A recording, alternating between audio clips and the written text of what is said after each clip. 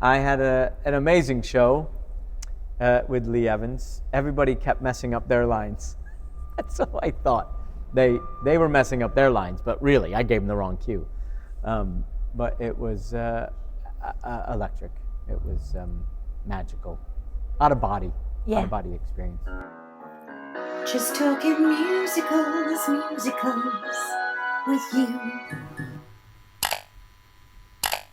Just going on, I'm trying not to sort of just grill you all day long about all the lovely shows you've been in, but in the West End, there's been You're in Town at St James Theatre, and I've also... it was called the St James then. Now it's the other palace. The other palace. It? Yeah.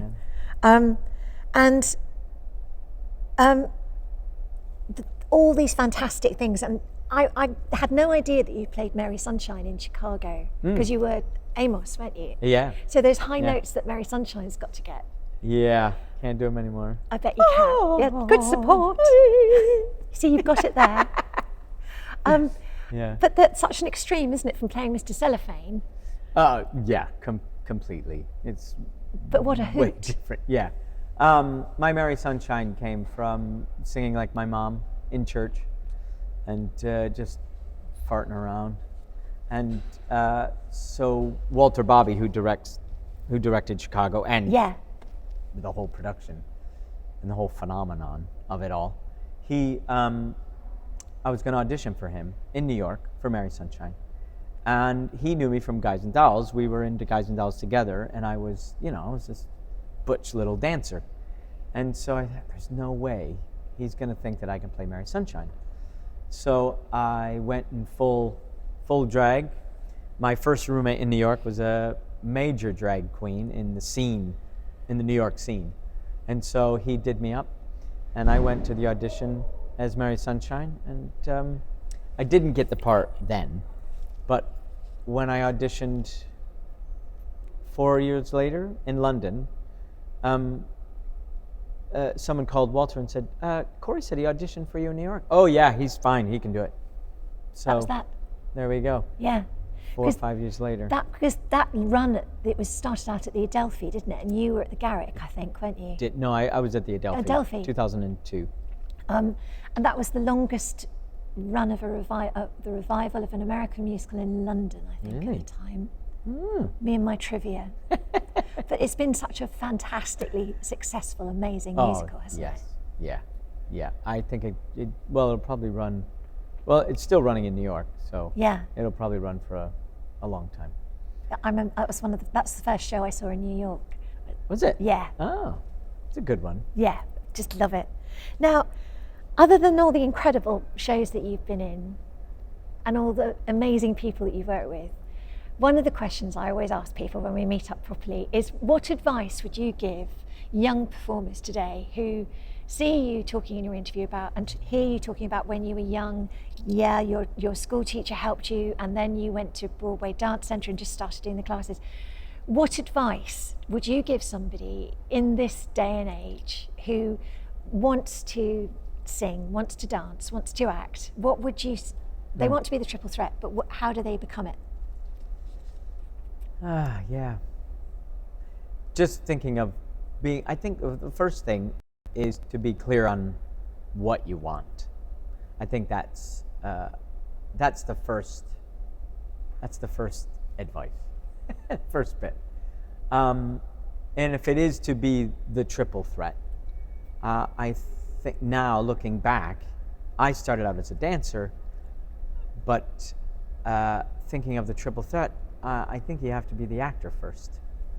And it depends what kind of dancer you want to be. Do you want to dance the crapshoot ballet? Do you want to be a Lane's or a Bird's kind of dancer? Yeah. Or do you want to be the actor that moves well? And for me, my advice would be to be the actor that moves well and sings well, obviously, as well. So first to be clear, and then it always comes down to the storytelling now, for me. And sometimes the dancer can turn into being, it's a dictatorship. The choreographer tells you what to do. For musical theater, In contemporary dance, there's a lot more creating. But I would say being an actor and telling a story is the most important part. And whatever kind of quality you have as a singer and a dancer can only enhance the storytelling. So go to a drama school, and on the side, study singing and study dancing. Hit that ballet class. Yeah. You know? That's what I would, that's the advice that I give. It's so important, isn't it, not to just go into one thing and think, oh, I've got plenty of time, I can do dance later, or I can do my singing later, or I'll learn how to act one day. You've got to let yourself go and do all of it, haven't you? Yes, yeah, and it will all come together. Just one, if the acting is first and being that character, and once you know how to deliver a monologue, then it just turns into a song. Yeah. And then it turns into a dance, like it does in Gypsy so well. Oh yeah, you say that. For me, dance is the hardest. I mean, yeah, you've got the physical challenge of dance, though. It's good if you start early, isn't it?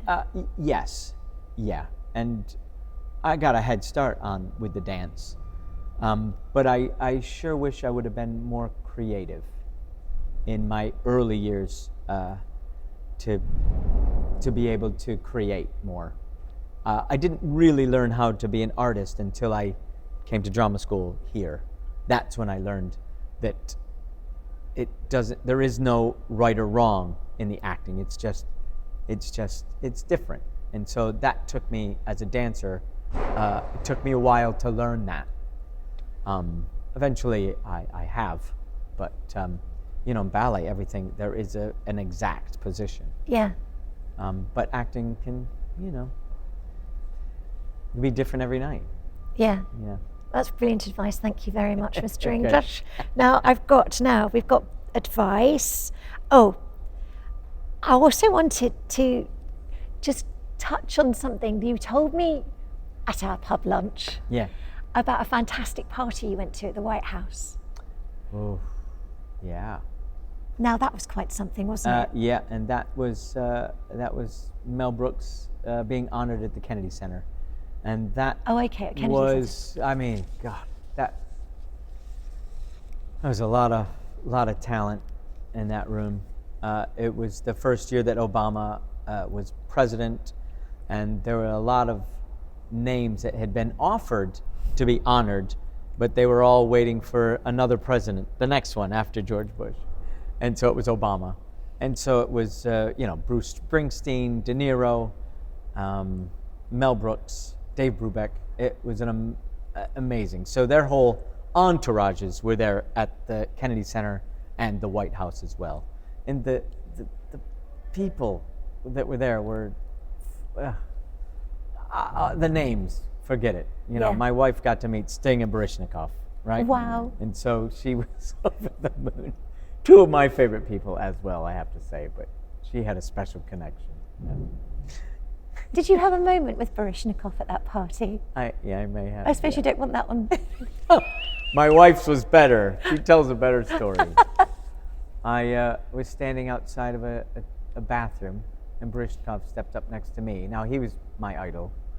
And I turned to him, and we're in the White House, in the basement, and there's these gorgeous marble floors. And I turned to him and I said, "Don't you just want to run and slide on your belly on these floors?" And he said, "No." Was it? That's my moment with that Baryshnikov. told you. That's it. Couldn't think of anything else to say. No. My wife had the Sex and the City moment. Okay. She dropped her clutch. Everything. It was loud. Everything fell out. No feminine stuff fell out, but it was embarrassing. And the marble floor, it was, and she went to pick up her clutch, and she met Baryshnikov's eyes, and they came up together. "Here, let me help you." "Oh, thank you." Oh. So she had the moment. Oh, lucky. With Baryshnikov. Well, that's okay. Yeah. You can let her have that. Now, we've talked about so many amazing things. There are two questions I've got left, if I'm allowed to have them. One, who's your theatre hero of all time? Who's your Theatre history hero. Oh, yeah. Who's your big hero for theatre? So many. Gosh.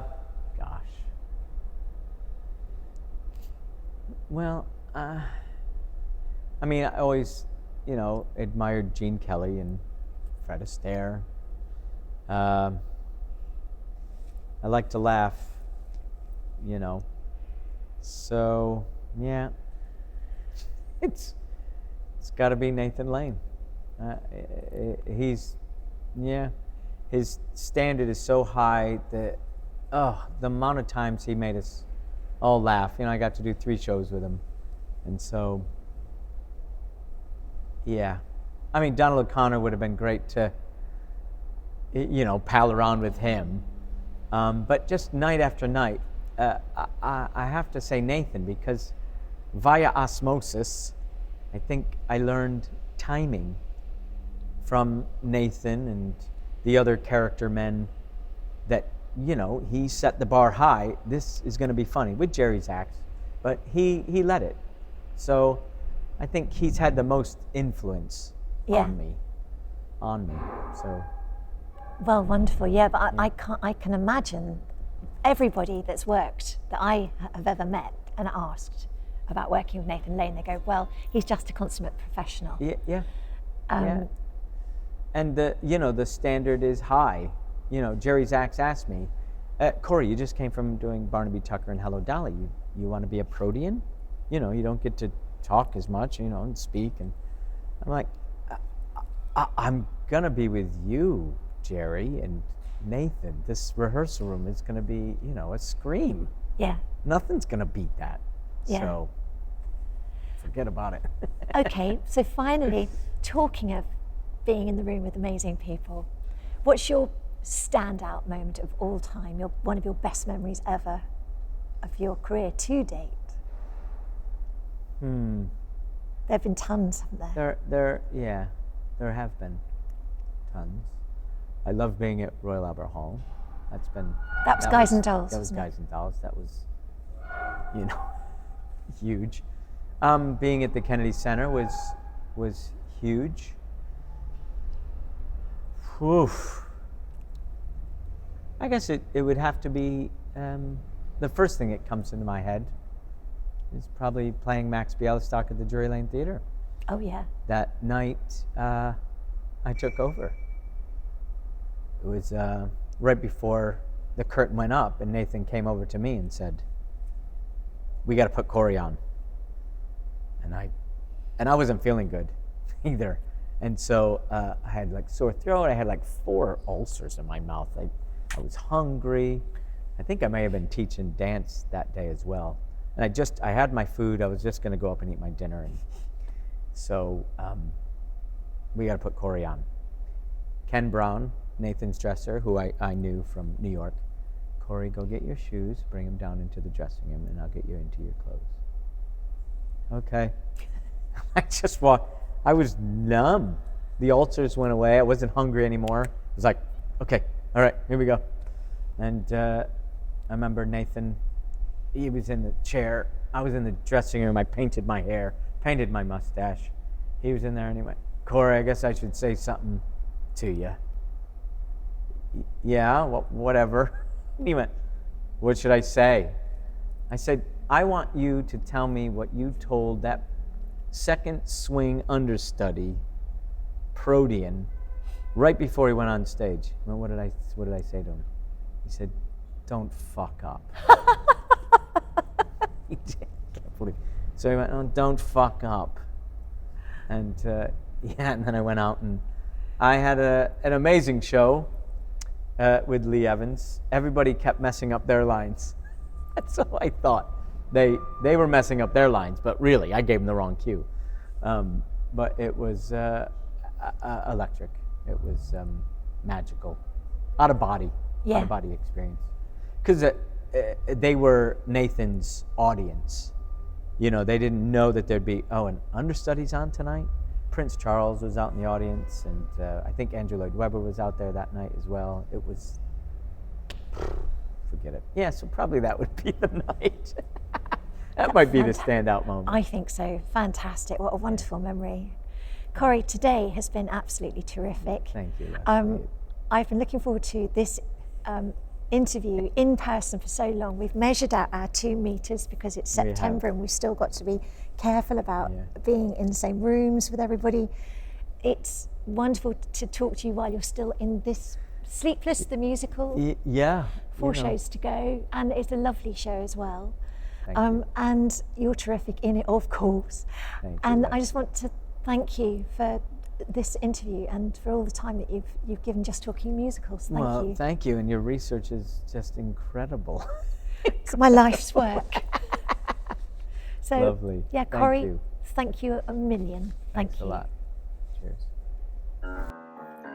Just talking musicals with you.